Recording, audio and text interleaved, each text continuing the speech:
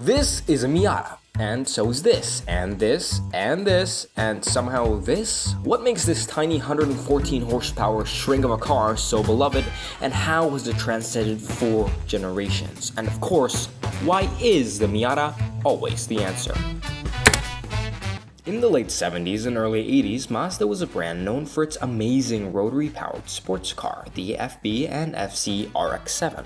Cars that already broke the boundary of what a sports car is supposed to be. But that wasn't nearly enough for a guy named Bob Hall, former car journalist turned project planner for Mazda USA. You see, Bob wasn't your typical car guy. He was a super fan of a very specific type of car that, unfortunately, Mazda didn't produce. The lightweight, smooth British roadster. Cars like the Lotus Elan and MG Roadster. And the reason he liked these cars so much is because he believed that a proper sports car didn't have to rely on pure power to make a ride enjoyable.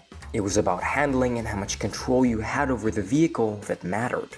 You see, our guy Bob was so focused on bringing a proper driving enthusiast car to Mazda, it was quoted that he pushed the idea nearly every single day at their meeting rooms, to the point where he earned the nickname, the guy who wants to build a British sports car. And one sunny afternoon, during a meeting in Japan, Bob pitched the idea to Mazda's Japanese executives.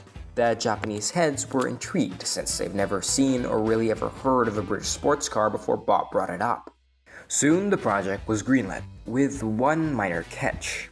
The Japanese execs, still a little bit skeptical about an American designing a British sports car for a Japanese company, requested that the United States Department of Mazda would go up against the Japanese department to build a full-size model and design proposal. And about 3 months later, both sides of Mazda presented their cars. Japan with a front-engine, front-wheel drive design, and Bob on the American side with their front-engine, rear-wheel drive design. Being a driving enthusiast car, the clear choice was America, although Japan with their cheaper to manufacture front-wheel drive layout was still heavily considered. In the end, they settled on the US design, but still with great concern that this car would even sell, since a lightweight, small sports car was technically unheard of outside of Europe. But with a leap of faith, they did it. 1989 was the first production year for the happily named Mazda Miata. Miata meaning prize or reward in German. The global agreement was that the Miata was nothing short of soul-punching. Its lightweight design and incredibly smooth handling drove this car's sales well over 200,000 in the first year of being sold. With that, the Mazda Miata was named Car of the Year by Motor Trend magazine. The Miata was the car you would buy if you were a car guy in the 90s.